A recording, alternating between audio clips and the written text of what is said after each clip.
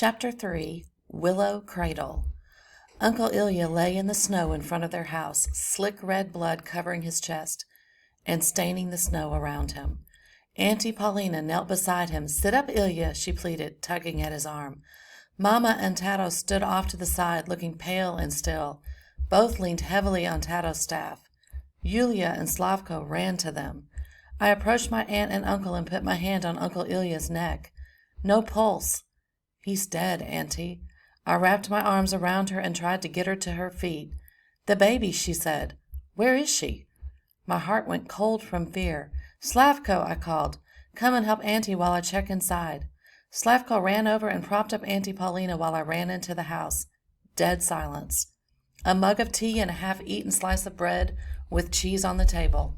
The willow cradle hung from its rope in front of their pitch, the clay hearth. But it was perfectly still. I stepped underneath it and was almost afraid to feel its weight, but it was now or never. I put my hands on the bottom of it and pushed upward. It was heavy. Tanya was still inside, but she was so quiet. I untied the rope and gently lowered the willow cradle to the ground, whispering a prayer under my breath. Finally, the cradle touched the ground and I knelt beside it. I flipped the blanket back. Tanya, her eyes closed, looking peaceful, no sign of blood.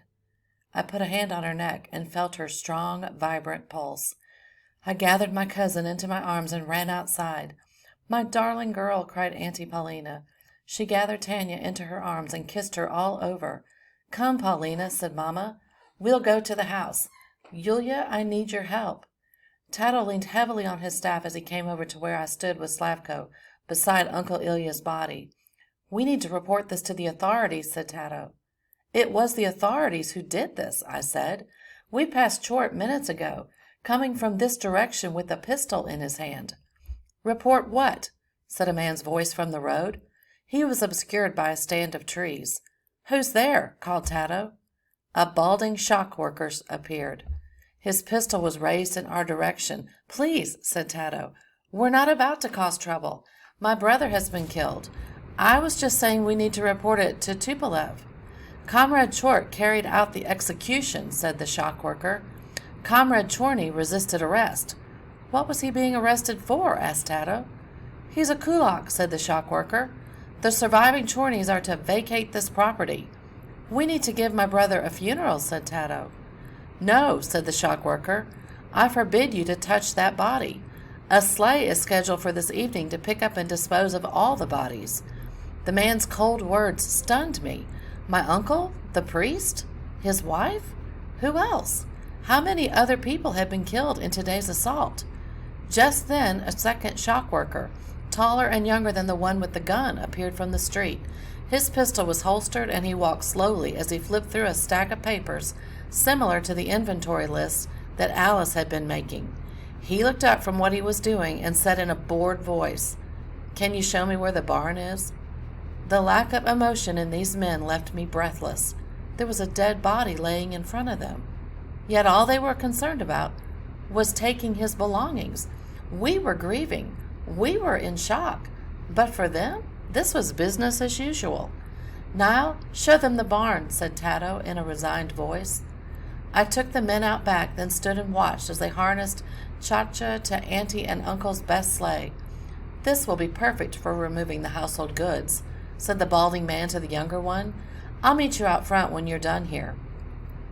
The younger man got the hay wagon and was about to harness Silny to it when I said, "Excuse me, but do you have the inventory of my aunt and uncle's property with you?" "I do," said the man. "Why do you ask?" "That horse is ours," I said.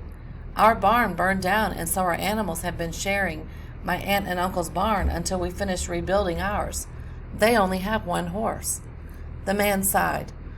"I suggest you get your animals out of here then," he said. He held up the inventory. "It's all marked down here, but it's easy to make a mistake." I brought Silny to our own pasture, then went back and got our cow, our ewe, and our lamb. As I went back and forth for each trip, I kept an eye on what they were doing with Auntie and Uncle's house. Both shock workers were going through it and loading cauldrons and pots into the sleigh, but silver spoons and small gold icons ended up in their pockets. The younger shock worker came out of the house. holding a stack of bound papers in his fist. "What's this?" he asked me. "Just some notes," I said. It was much more than that, but I hoped he wouldn't figure it out. Uncle Ilya and Auntie Paulina had been compiling our local variations of old folk songs. There were love songs, laments, and kalisankas, but also one jaunty tune that some people thought made fun of Stalin. "Is this the only copy?" he asked. "It's my homework," I said. "It's not important." "Do you think I'm stupid? I know what this is," said the shock worker. "We've been looking for it." He struck a match and lit the corner, then turned it carefully to make sure the whole thing burned. The other shock worker came out to watch. "It's good to get rid of this backward Ukrainian garbage," he said. "You should stick to Soviet songs. They're much better." Anger and grief surged inside me as the flame destroyed years of work. I wanted nothing more than to punch those self-satisfied shock workers. My hands clenched at the thought of it. But then I thought of my baby cousin. She had just lost her father and her home. Punching these shock workers wouldn't change that. In fact, it might make it worse. I took a deep breath and tried to think things through. Cousin Tanya would never really know her father. He would never hug her or rock her to sleep again. I wanted to help her, but I had to be practical. They weren't about to give back the house or the items they'd taken, or unburn the songs. Auntie Paulina could remember and rewrite some of the songs, but there were two key things we needed to get back. One was Auntie and Uncle's hidden grain. I had no idea where it was hidden, but I knew for a fact that they would have stored some in a secret place as insurance against exactly this sort of situation. Getting that off the property and onto ours would have to wait for the right moment. But the other item was something that Tanya needed, something that was made by Uncle Ilya. "Comrades," I said, "I know this isn't the easiest job for you. You're only following orders." The balding shock worker frowned. He pointed his gun at me. "Go home if you know what's good for you." "Please," I said, "I'm not trying to make trouble. You have kids too, don't you?" The man looked surprised at my question. "I do," he said. He lowered the gun just a bit. "And we're all crammed into the corner of one rat-infested room in Kharkiv." His response surprised me.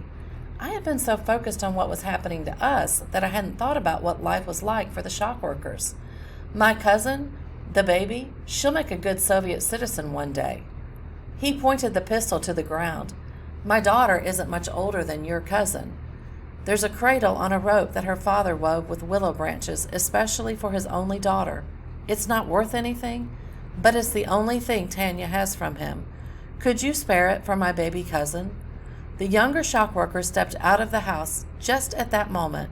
He carried a variety of homemade preserves in a box and set them in the sleigh. The older man caught his eye and raised his eyebrows. "What do you think?" he asked. "The cradle? I don't care," said the younger one, shrugging.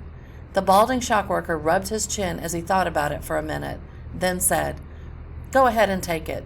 Children are the future of our country." "Thank you, comrade," I said, hurrying inside before he changed his mind. My throat filled with sorrow as I clutched the cradle to my chest and walked out the door. The two shock workers had the decency to look a bit contrite with their pockets bulging with stolen goods. The younger one held a folded lambskin blanket. "Take this too," he said, tucking it into the cradle, "for the baby." "Thank you," I said. "I hope Stalin's plan works. We all deserve food and shelter." I walked across the road to my own house, balancing the cradle in my arms, but my thoughts were still on the events of this terrible day. It wasn't enough for the shock workers to kill my uncle. They also burned the songs. Our way of life was being erased. We had to figure out a way to escape before we were erased too. Auntie wept when she saw the willow cradle that her dead husband had woven with such hope and love. "Thank you," she said. "Every time I touch this cradle, I'll think of my dear Ilya." Slavko clambered onto my shoulders and looped the rope through our rafters to suspend the cradle in front of our own pitch, where Tanya would feel warm and secure. Once that task was finished, Auntie Paulina settled Tanya in and we raised it up. Auntie Paulina rocked the cradle back and forth to calm herself as much as the baby. As I watched, I couldn't help but wonder how Auntie would ever get over the death of Uncle Ilya. She had lost her husband, her home, and her way of life, all in one day. Thank goodness her daughter was safe. Otherwise, that would have been the end of Auntie, too. I had been so focused on getting Tanya settled that it wasn't until she was sleeping that I looked around our house. The bowl of skanky had been smashed into a sickening mess of shattered eggshells and glass. Mama made a dozen or more pisanki every year, but they were gifted to friends. The ones she'd kept were very special. The oldest had been made by her own grandmother as an engagement gift to her grandfather. My favorite was the swirly one she'd made for Tato when they were just kids, but now they were all just a mess of colorful shards. I looked at the walls and realized that our icons were missing, and in the corner near the door, there was no longer our white embroidered cloth with candles and a crucifix. The altar cloth had been replaced by a Soviet flag. A framed portrait of Stalin stood in the place of honor. On either side of him was a miniature toy tractor. "Who did that?" I asked, pointing to where our prayer corner used to be. "Alice and her father left this note about it," said Mama, holding up a sheet of paper. "I think she was trying to do us a favor so we wouldn't get in trouble. I'm sure it wasn't them who crushed the pisanki." "I should bring my project home from school," said Yulia. "Comrade Holodinya helped each of us make a much better atheist corner than that one." Yulia's comment seemed odd to me, to say the least, so I ignored it. "What else did they take?" I asked Mama. "They took the half sack of grain from the kitchen," said Mama, slumping into a kitchen chair and holding her head in her hands. "That was supposed to get us through the spring. About half the food from the house is missing, and they raided the storage shed as well." "What about the secret cellar?" I asked. She looked up. "No." "Thank goodness," I said. "I need to get our hidden grain," said Auntie Paulina. "Is it underneath your manure pile?" Auntie Paulina shook her head. "Ours is behind a false wall in the outhouse. Timing will be key to getting it out of there," said Mama. That night, no one complained when supper consisted of leftover kasha, pickled beets, and rye bread spread with sallow, smoked pork fat. I had no place to put Manka and Silny, our cow and mare, so they had to stay in the unfinished barn for the night. It wasn't an ideal situation because there was no door and it was cold out. Tato and Slavko and I had to clear out the building materials for just the one night. The first chore on tomorrow's list was to finish the barn. It was too drafty in the barn for Fluffy and Bibi, so they both had to come into the house for the night. It was also essential that we get Auntie's grain from the outhouse as soon as possible, so Yulia stationed herself behind a tree where she had a good view of the property. She kept a lookout while I got the sacks out from behind the false outhouse wall, and then we carried them back to our property, hiding them above the rafters in the house for the time being. Since the cradle was directly across from the raised sleeping platform behind the pitch, it made sense for Auntie to sleep up there so she would be the one to comfort the baby if she woke in the night. That meant that Mama and Tato got the lower sleeping platforms, and us kids spread our bedding out on the floor, with Bibi and Fluffy settling down beside Slavko. It was a tight fit, but we managed. I just hoped no one had to get up and use the outhouse in the middle of the night, because I didn't want to get stepped on. I had the strangest dream of tractors and horses at war with one another. I woke up with a jolt before dawn without finding out who won the war, though, because of sounds from across the road. I got up to investigate the noise, stepping carefully over Yulia, Slavko, Fluffy, and Bibi. As I found my clothing and boots, I went across the road to Auntie and Uncle's house, hiding in the shadows to see what was going on. Uncle Ilya's body was gone. All that was left was a smear of blood on the snow. A military truck idled in front of the house, and the grinding of its engine was what had woken me. Thank goodness we had moved the grain last night, as there might not have been another opportunity. As I watched in the dimness of early morning, a young woman dressed in country clothing hopped out of the back of the truck. Someone who stayed inside the truck passed her down a pail and mop and other cleaning supplies. The truck pulled away, leaving the woman on her own. She pushed open the front door of Auntie and Uncle's house and carried in the cleaning supplies. I was curious, but I didn't want to scare her, so I decided to wait until later in the morning to investigate further. In the meantime, I went to the barn and let out Silny and Manka, then checked on our chickens. It was finally light enough to drop back over to Auntie and Uncle's house without scaring that woman half to death. I tapped on the door and waited. She stuck her head out and asked, "What do you want?" "I'm Nile," I said. "I live across the road. This was my aunt and uncle's house. I just stopped by to say hello." "I'm Miroslava," she said, opening the door fully and stepping outside. "I'm from a village a few kilometers from here." She brushed back a long tendril of hair that had escaped from her braid and continued.